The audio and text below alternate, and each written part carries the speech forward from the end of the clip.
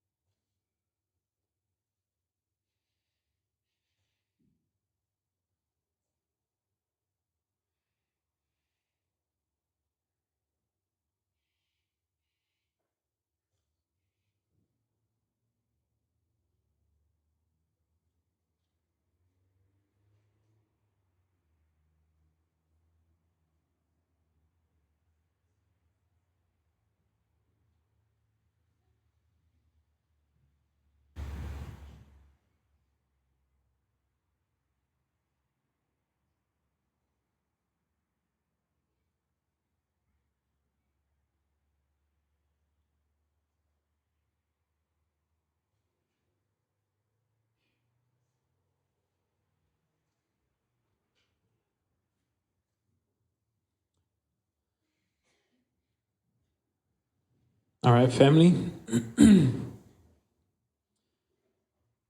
Friendships. Give me some interaction this morning. What are some famous friendships that you can think of? Famous friendships. Can't have one without the other. Timon and Pumbaa. That's a famous friendship. Yeah, Ray.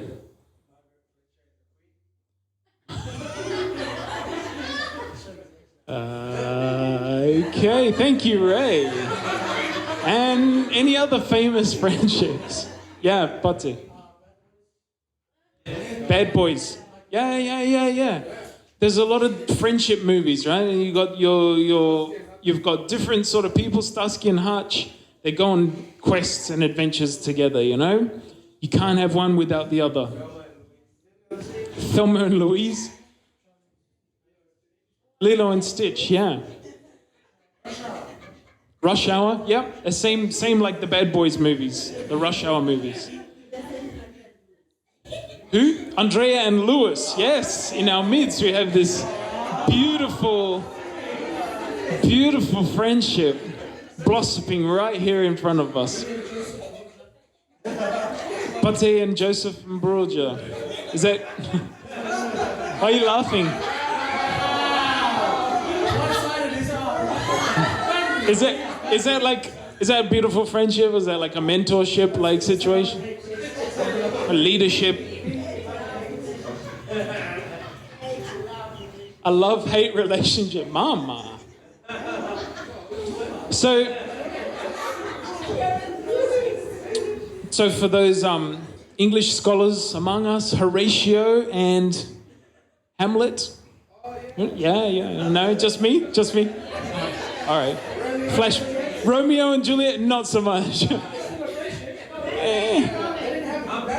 We'll get to romantic friendships soon. We're not quite starting at that point yet. So thinking about some of those friendships that really work. What works about those friendships? What elements do we see in some of those friendships? Now, popular culture likes this idea, this image of these friends going on adventures, achieving stuff together. What are some of the common elements that make those friendships work? Say again, Lena? Having each other's back, yeah. Committed to each other, okay, all right, yeah. What other things do we notice that are common? Honesty, communication, yeah. Anything else? Are the friends in most of those duos or trios that we named, are they all exactly the same? They sometimes, quite often, they're opposite, right? When we see the friendships that make an impact, that make a splash, sometimes there's opposite things going on. They're like two sides of a coin. Yeah? Any other characteristics of friendship?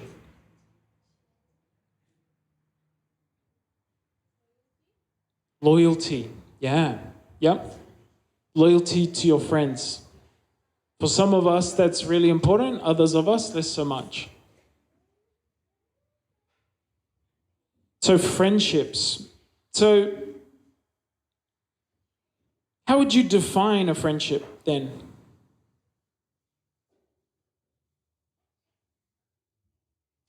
How would you define a friendship? Yep.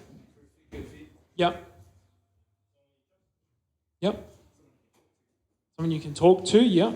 Communicate with, yep. Is that a definition? Or is that more characteristics of a relationship? The stuff I was reading was saying a friendship is an attachment relationship that's not necessarily romantic. So it's an attachment relationship. What does that mean? Let's break that down. An attachment relationship is something that you have to have. An attachment relationship is a choice to be attached to that person. It's something that you want to be doing. Whereas an example of a non-attachment relationship or a forced almost relationship is like colleagues at work, right? You have a common purpose or a common goal or a common target that you're working towards together. So you're almost pushed together by external forces. A friendship doesn't necessarily have that because it's an attachment relationship. So you've chosen that attachment. Does that make sense? So it's someone that you've chosen to be in a relationship with. Because it's important to remember that not all friendships are created equal. Have you noticed that in your life? There are different levels almost of friendship. There's really intense friendships with the loyalty and the long term. That person's just been your friend forever. They are the Timon and Pumbaa. You know, they're just everywhere one is, the other one's there. And then there are sort of right down to maybe your Facebook friendship level. You know, they're friends. You choose to know them, to be an acquaintanceship. Is that a word? Is now. To some levels, it's an attachment relationship because you can choose or not choose to accept that request. But at the same time, often we become friends with people for a reason. There's a common purpose that brings us together, right? So we think, oh, that person is part of this particular group or doing this particular thing. I want to find out more information about that, so I'll follow them, right? So there's an agenda behind that. That's not necessarily the sort of relationship we're talking about this morning. So friendships, we tend to see them as fairly light and fun, right? A friendship's just something that should happen. We should have sort of chemistry with people. We should have loyalty to people. We choose to be friends with that person, and then everything flows on. So why are we talking about boundaries when it comes to friendship? That was my question when I heard this topic. It's like, what kind of boundaries do you need in a friendship? So let's flip that around and look at what kind of problems you might experience in your friendship to work out how we can fix some of these problems with boundaries. Does that make sense? Because I like to be practical about this. So what are some of the problems that come about when boundaries are broken in friendships? Any ideas?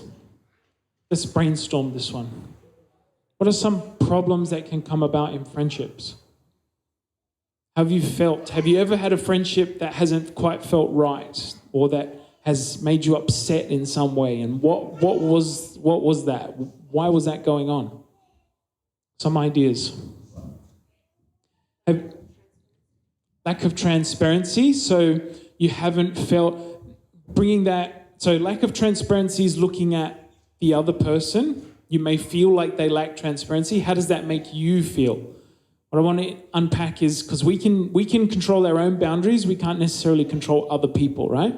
So when I see someone with a lack of transparency, maybe I feel like they don't trust me. Or maybe I feel disrespected, right? In myself. So what are some other things you can feel? Have you ever felt underappreciated in a friendship? These are the sort of things I'm thinking. Feel used in a friendship. Okay, there's a good word, used. So what are some things like that you might have felt in a friendship? What about unmet expectations? Have you ever had a friendship where there's been expectations that have gone unmet? Yeah? And so how does that make you feel? Makes you feel crappy. You're not happy about that friendship. Unloved. Have you ever felt unloved in a friendship? It's similar maybe to being used or being disrespected or not seeing the transparency, because you feel like this person doesn't really love me because they don't trust me. They're not pouring into this as much as I am pouring into it. What about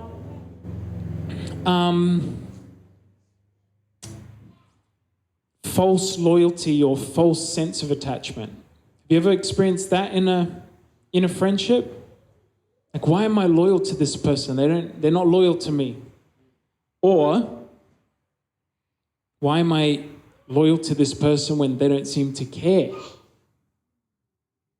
They keep doing the same old stuff. They keep treating me in the same way. So you don't have to specify exactly which one, but has anyone out there felt any of those things at any point in any friendship? Yeah? So through that little brainstorming session, we can see that a lot of these problems are connected to boundaries. We can fix these problems if we set the right boundaries in our relationships. But when we first think friendship boundaries, we don't necessarily think that that's an important thing. We think friendship should just be, it's like the love story of Disney. It should just happen. It should just be chemistry. You know, we should enjoy this person, but not worry about boundaries and things like that, because that's not fun. So one of the common problems with friendships that create some of these feelings, the resentment or the unmet needs or the not loving people, that sort of thing, comes from those boundary problems that we heard about right back at the beginning of this series. Do you remember the 4 sort of types of people, types of boundary problems? What were they? Pop quiz. The controller and the avoidant, yeah. Compliant, yeah. And non-responsive. So non-responsive, compliant, controller, and avoidant. Okay. So let's look at an example where there's a compliant and a compliant. They're both the same sort of friendship. What sort of problems might they have in their friendship? A compliant and a compliant. Let's use an example first of one of the same type. So you found someone who's the same type of person as you. They're the same personality. They do things in a similar way. You become friends with that person. What would some problems be if you're both compliants? You both have those boundary problems in your life. Yeah, in the friendship, yeah. So you've got a friendship between a compliant person and a compliant person. What does that look like? Nothing will get done. Can you unpack? What do you mean? Yep. Right. Right. So there won't be decision making. So if there's a what about if there's an event that someone wants to go to? Can't say no. Yeah. Oh, here we go. We've got it up on the board. That's helpful, guys. Thank you. So compliance can't say no. So what happens if two people can't say no? They just keep saying yes to each other. What happens if you keep saying yes to someone? You burn out, you feel resentful, you feel used, right? Now, if you're both feeling like that, but you both don't want to say no, what happens? You both don't enjoy that friendship. So, for example, there might be a choice between activities, a choice between going to this thing or going to that thing. And neither of you can say, no, I don't want to do that, because you might offend the other person. And so you both end up going to the thing you both don't want to do. Can you see how that could happen? I can see how that could happen, because no one wants to stand up and say, this is how I'm feeling right now. They both end up doing things they don't want to do and resenting one another. They burn out. Okay, that's a hard one. What about a little bit of an easy one? What about a compliant and a controller in a friendship? Oh no, says Lena. Oh, what happens? Abuse? Maybe at an extreme level. Yeah.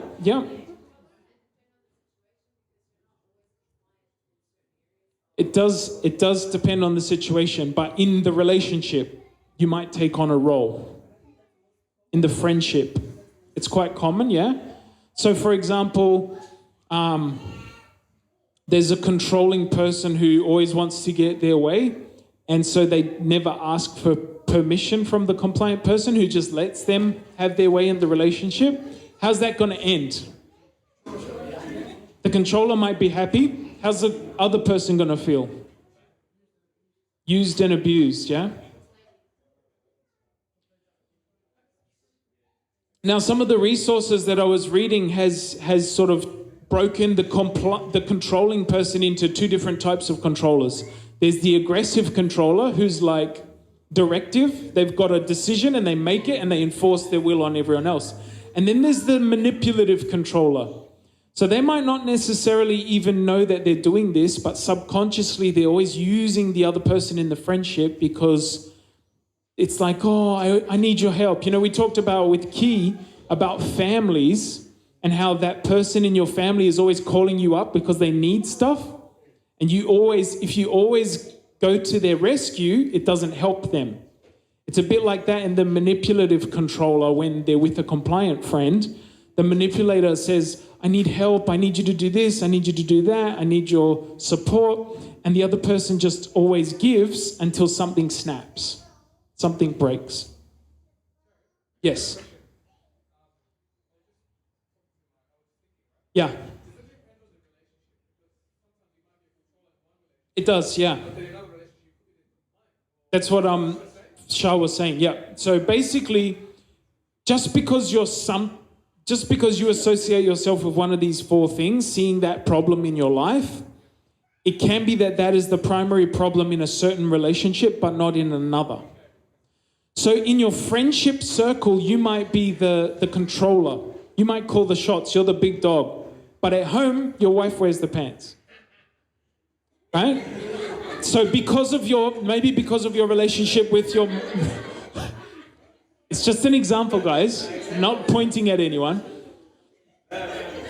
Because of your relationship with your mother, or your relationship with other women or your family, maybe you're really compliant when it comes to your wife, but outside of the home, you're because you feel certain way at home, you're trying to compensate for it outside of the home. So in your friendship circles, you might be the aggressive controller when at home or with your family, with your parents, you're a compliant person in that relationship. The boundaries are reversed. Does that make sense? So when I'm talking about friendship and one of the person being this personality or that personality, what I'm really meaning is it could be that in that particular friendship, that is the role you take. So I think that's a good question. That helps us to understand. So I'm not always that person, but I have that tendency in certain situations, depending how comfortable I feel or depending how used to that situation I am. I default into some of those roles in my friendships or in my work placements or whatever. Yeah, Ray. That's right. That's right. To some extent, you've assumed a role. You're acting that. You've put the mask on and you're making that playing that character. You're not being real with yourself, and you're not being real with your relationships, your friendships. So, what about the people? So you know someone who is like one way around their family, and then they change when they're around their friends. Now, if it's because they're maybe a compliant person, they might just be going with the flow. They don't want to be uncool. So peer pressure really gets to this type of person. So they know they might be making bad decisions, but their friends push them into it. It shows their boundaries aren't very strong, aren't very set when it comes to what they need out of those friendships. So the other one, as an example, just going through the compliance with the different people, what about a compliant and a non-responsive friend? What do you think that friendship or that relationship would look like? So the compliant can't say no, the responsive can't say yes. Yeah, why would it be stressful? What sort of scenarios are we going to... Yep.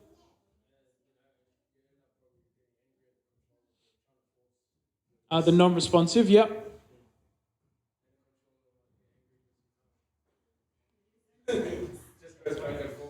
Resentment, yeah. Can you unpack that for us, Mama? Why would there be resentment? Yeah.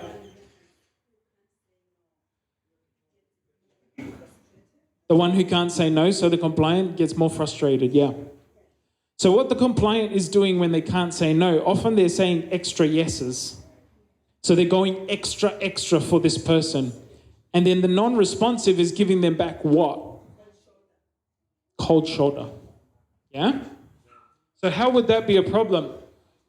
Certainly for the compliant person, they would feel unloved, unhelped, unwanted.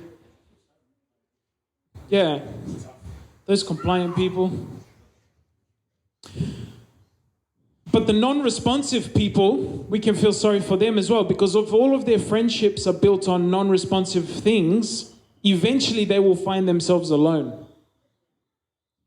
And they may not even be able to put their finger on what that is. The compliant person sees a problem. The compliant person says, I'm burning myself out. I have to pull back and protect myself.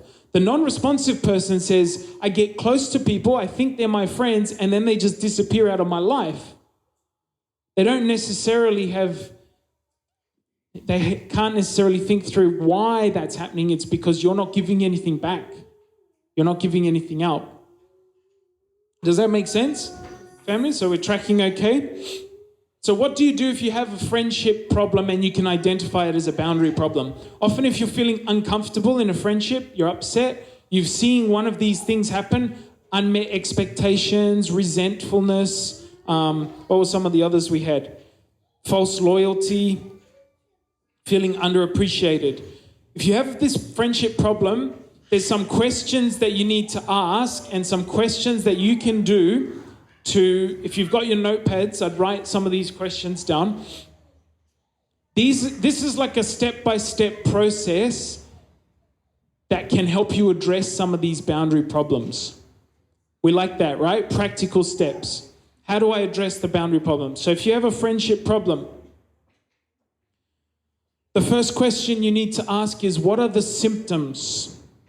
What are the symptoms? So I think there's a problem. What is the problem? Well, I need to look at the symptoms of the problem. In other words, how am I feeling? How that friendship is going?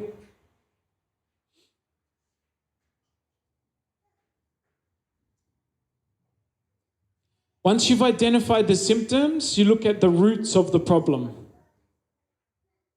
What are the roots of those symptoms? Where do they come from? So that's doing a little bit of self-analysis and understanding, why am I behaving that way and why are they behaving that way? Is it my family of origin, like we talked about the other week? Is that where my compliance or my non-responsiveness, my avoidance is coming from? Where is it coming from? And then you ask, what is the conflict boundary? What is the conflict boundary? What's at stake here? I've understood the problem, the symptoms of my problems and the roots of that, where that's coming from, but what's the actually boundary that's being crossed? You need to find out what that is. So for example, you've got someone who always gives and gives and gives, and you've got someone who always takes and takes and takes, a user, right? So the symptoms would be that your person who gives and gives is feeling resentful of that person always taking off them.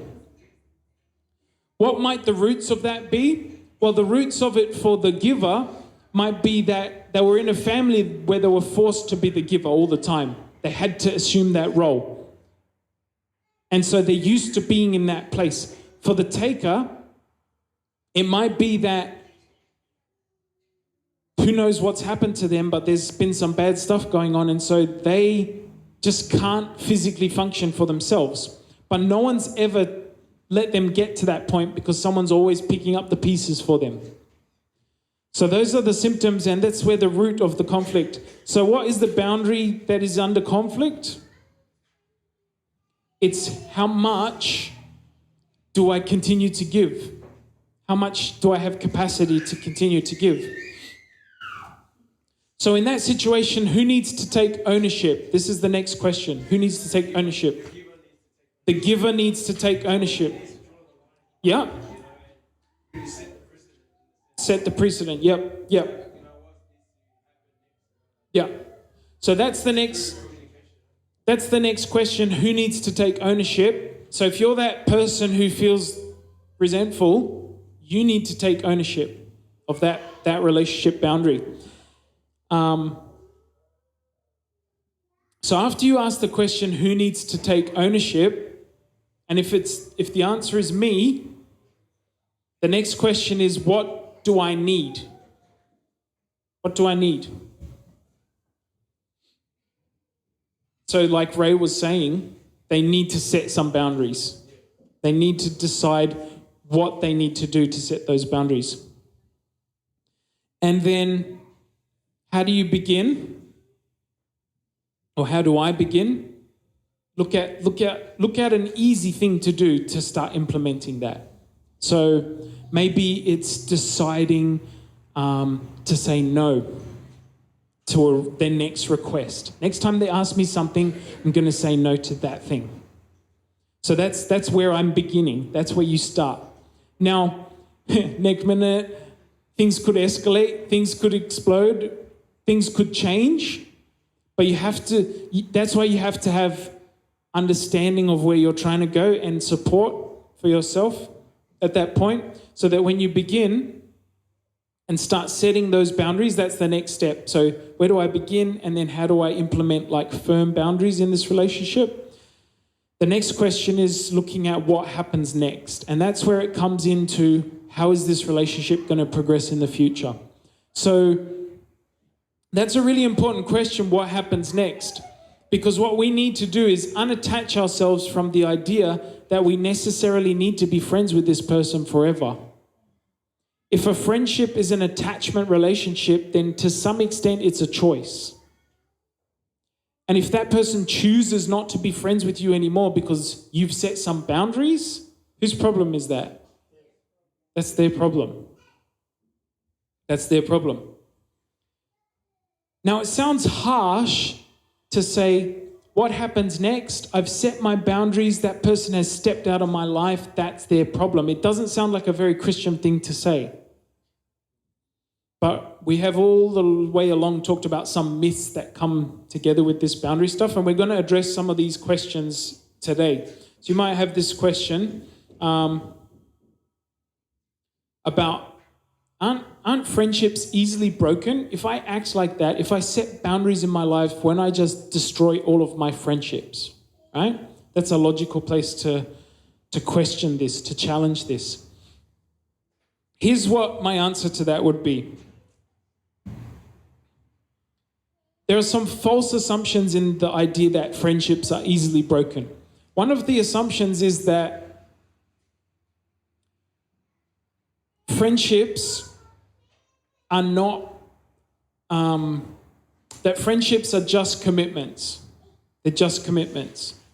Because if you're loosely committed to someone, but it's a friendship, it's not a work, it's not a paycheck coming in, it's not a marriage coming in, then it's going to weaken that relationship because it's just a loose commitment. But actually, friendships, like all biblical relationships, are built on love. Friendships are built on loving relationships, because if they're not, then they're not really strong friendships. So what happens is we assume that friendships aren't that strong because they're only just loose commitments, and that diminishes the fact that those other relationships, we're saying they're stronger because it's a choice, but actually those are built on love as well. And we're saying that the friendship can't withstand a little bit of tension because it's only a choice, and it might be a choice I don't want to make. In other words, your friendships aren't works-based. You don't work to be friends with someone. It's actually a loving attachment relationship. Is that challenging for some people to hear? Some people who feel like friendships are a lot of work? Friendships need to be based on loving that person. Loving, not in a sexual sense or a romantic sense necessarily, but in a brotherly love sense. In a fact that I enjoy having this person in my life, we enjoy doing some of the same sort of things, and I'm going to build a proper relationship on that. I need companionship, I need friendship in my life, so I'm happy to commit to that person in that way. Other people might suggest there's another problem with that comes when we talk about friendship boundaries, and that is that all my closest friends are my family anyway. All my closest friends are my relatives. So the material on friendships was suggesting that this is misunderstanding the function of a family. If, like Lena and I, you've been married by Frank, he may have taken a sermon from somewhere in Genesis, and he may have talked about the concept of leaving and cleaving. Have you heard of that? And then multiplying. So if you leave your family, God designed families to be left.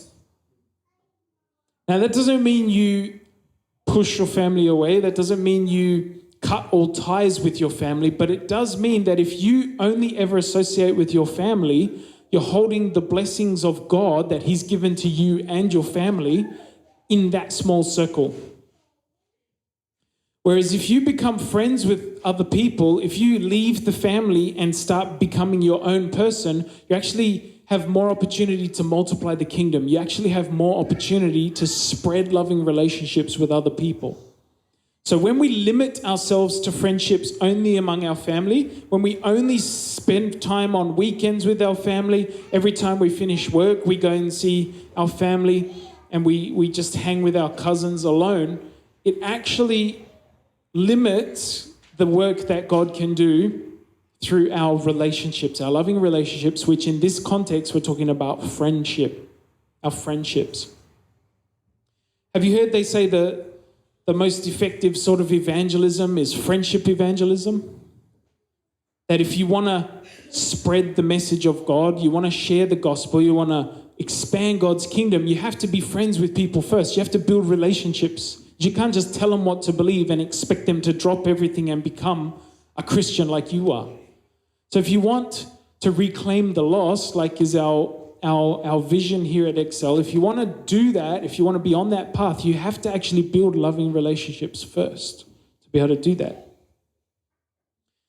There's another question or a problem common amongst friendships, and that is how to set limits with needy friends, how to set limits. So you have friends in your life that are like always taking stuff, and it may not mean that you're a compliant. You may not be a compliant sort of personality in that relationship, but you know the sort of friend I'm talking about. They're always takers. They're always using your friendship, and you feel it's a bit one-sided. Here's what I would challenge you with this morning. Are you friends with that person? Are you friends for that person? Are you friends with the person? Are you friends for the person? Because some of us, we have this, sometimes it's some of the ladies as well, we have when people date other people, they call it missionary dating. We want to save that person. We want to help them get their lives better, get them on track. Sometimes we do that in our friendships. We're like, if I'm friends with this person, it will improve their life. I will help them. I will make them a better person. And so we expend all of our energy doing this, but we're not friends with the person. We're not having a relationship of equality with that person. We're actually being friends for that person. We're doing it for them. We're trying to be the hero. We're trying to save that person. Is anyone gelling with any of this? Have you seen any of these relationships in our lives? So, for example, you might be involved in a lot of stuff at school. You're on the homeschool committee. I don't know, whatever they call it these days. You might volunteer for the Volunteer Fires Association. You might do stuff at church, volunteer here at church. You might go to a soup kitchen and feed the homeless. And in all of these places and people, and at work, you're the favorite person in the office. You're helping everyone, doing all this stuff. And so everyone's like, yeah, you're the guy. You're the man. Like, you're the hype. Woo. People love you. People follow you. But you feel alone. Because those people aren't your friends. You're just doing everything for them. You see yourself as the hero in that situation. Does anyone relate to that? A little bit? And so you're not actually in that relationship for them and for you to be on equal terms. And it's often like this in our relationship with God. So we set up with God and we're like, you know what? I have to work for God. I have to do my devotion. I have to share my faith. I have to go to church. I'm doing all this stuff because I want to do it for God because I feel like I'm a good person. Again, it's that works-based relationship. God just wants you to be with Him. God just wants you to be with Him. And so that model comes across into our friendships. Our friends just want us to be with them and to enjoy being in that company so that we get a blessing and so that they get a blessing. Frank said in his text, we might look at romantic relationship friendships. There's not heaps. Who's dating age here? Most people down the front here are already spoken for. These two up the back. I'll do it. Nathaniel. I'll do it real quick. If you're in a relationship, Joseph, perfect. Right down the front. Yeah, all right, Joseph. So Joseph. When you're making friends with the opposite sex and you're not yet married, that's a friendship, right? But it's also a relationship that you may want to see like, this could go somewhere. This is exciting. What's going to happen? In these sort of friendships are risky. But you know what they say? No risk, no reward. See, if you're in that age bracket, dating is not a problem. Having dinners and coffees and that with people is not a problem because you need to get to know people. You need to get to know people of the opposite sex. But here's the thing. As Christians, we're often really good at not setting boundaries in those sort of relationships. So if we don't set the boundaries, we get hurt. We get hurt emotionally, spiritually, physically. We might get hurt because these are risky relationships. They don't always pan out. So in those relationships you're pursuing, you're putting yourself out there. There has to be some level of truth and transparency because that's what you want your marriage possibly to be built on. If you want to get into a relationship and it's always on the down low, it's always sneaking around, not sharing with your family, all that sort of stuff. You know where we all been there. You know what I'm talking about. Don't pretend. Don't be pretending like you don't know what I'm talking about. Just in general. I'm not picking anyone out here. But if your relationship is like that, where you're a little bit ashamed of that relationship, it's not an open thing, it's going to carry over into your marriage. If that relationship gets more serious, it's very hard to transition from a non-transparent, just having fun on the down low, into a now we need to be fully real, fully transparent, fully open with each other. It's hard. So you need to set the openness and the transparency right at the very beginning. See, what the world does at the moment is we get it all mixed up. We're fully open with our bodies, right? We're fully open on Facebook. I'm in a relationship. In our social circles, it's like we've embraced this person and we might even be living like we're husband and wife immediately, like early on. But instead, all the important stuff, we get burnt. If that relationship goes down, we get burnt because all that stuff scars us.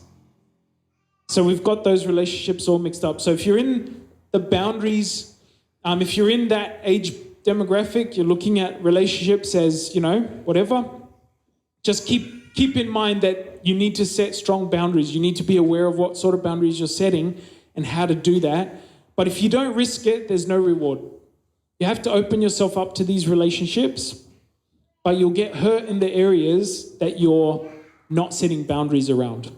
You get hurt in the areas that you don't have clear boundaries around. So that's for our sort of, Nathaniel.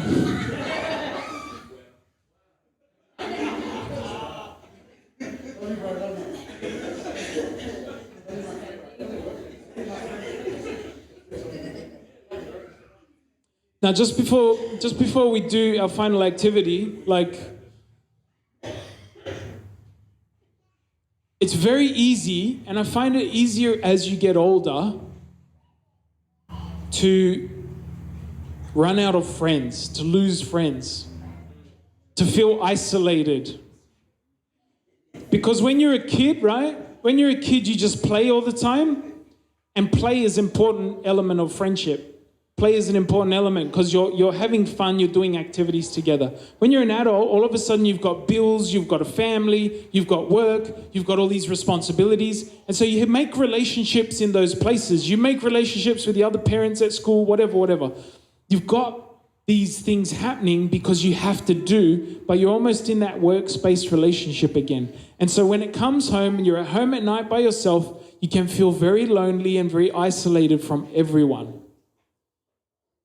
So friendship is crucial. Finding people that you click with, finding people that you gel with, and having good boundaries. Because the other thing is, if you have broken boundaries in those friendships that you do have, the friendships themselves are going to drain you out. They're going to suck. They're going to be vampire friendships. I just coined that term myself right now. It's going to suck your blood, right? Suck your lifeblood out. Not nice. Like a leech. The leech friendship. You don't want a leech friendship. And so, someone like myself, I feel like a lot of stuff in my life is going right. I feel like my job's good, my marriage is good, my health is getting better, and yet some days I sit there and wonder, where are my friends at? Why are you laughing, Mama? Mama's got heaps of friends. She doesn't need to worry about this.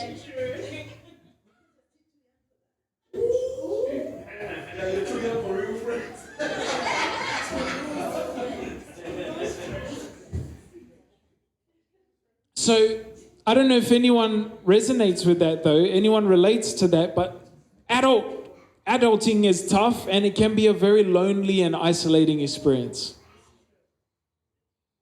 So I think we're called to be friends.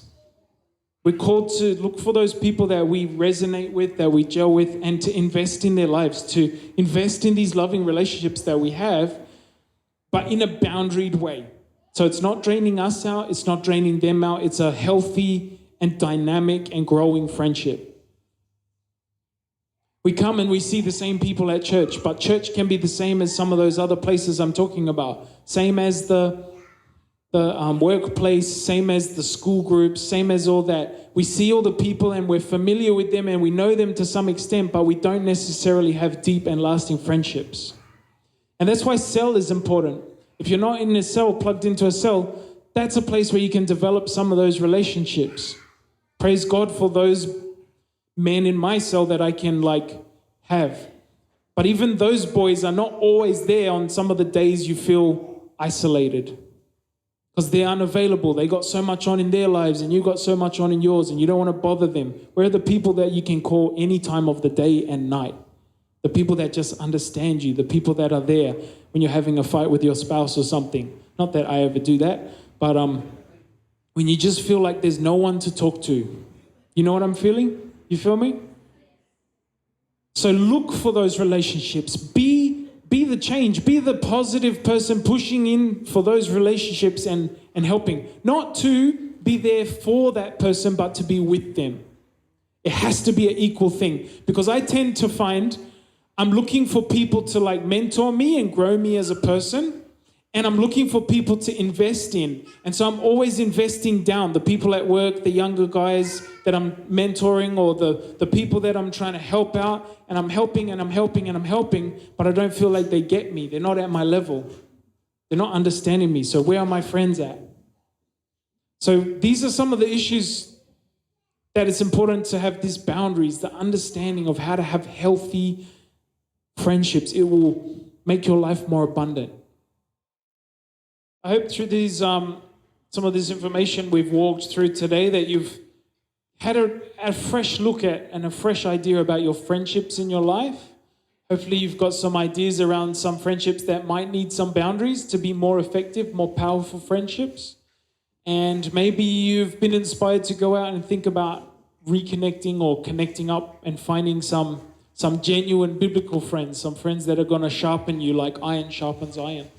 I know that for me, there was a lot of interesting thoughts to come out of this around boundaries and friendships. So we're going to finish up with prayer this morning, and I just hope that God blesses your friendships and that you invest yourself into other people so that you can be counted as a friend that's closer than a brother. Let's pray. Father God, thank you so much for friendships. Lord, you created humans and you've created us to be relational beings. like you are, God. You like to be in relationship with us, and help us, Lord, we pray, to be in good relationships, right relationships with the people around us. Lord, bless our friendships. Help them to add value on both sides. Help them not to be charity friendships, but to be real, lasting, and loyal friendships. Help us to find growth and support and help through our friendships to make them truly biblical. Lord, thank you for the cells that we have in this church, and the emphasis on cell groups in this church. It's been a lifesaver to me many times in many seasons of my life, Lord, and that's one of the places where I have seen true friendship, when people are willing to talk and to listen to you no matter what you're going through and how down you are, Lord. There's always brothers or sisters there in our cell groups that are willing to walk through those difficult, dark times with us. So, Lord, thank you for friendship. May our friendships be blessed abundantly. May we be good biblical friends to others, not leading them astray or leading them into ensnarement, but leading them on the straight and narrow, and giving them value to their lives as well, Lord. Help us to find boundaries in not just our friendships, but in all of our different relationships, Lord, so that we can live healthy, happy, and abundant lives. We pray all of these things in Jesus' name. Amen.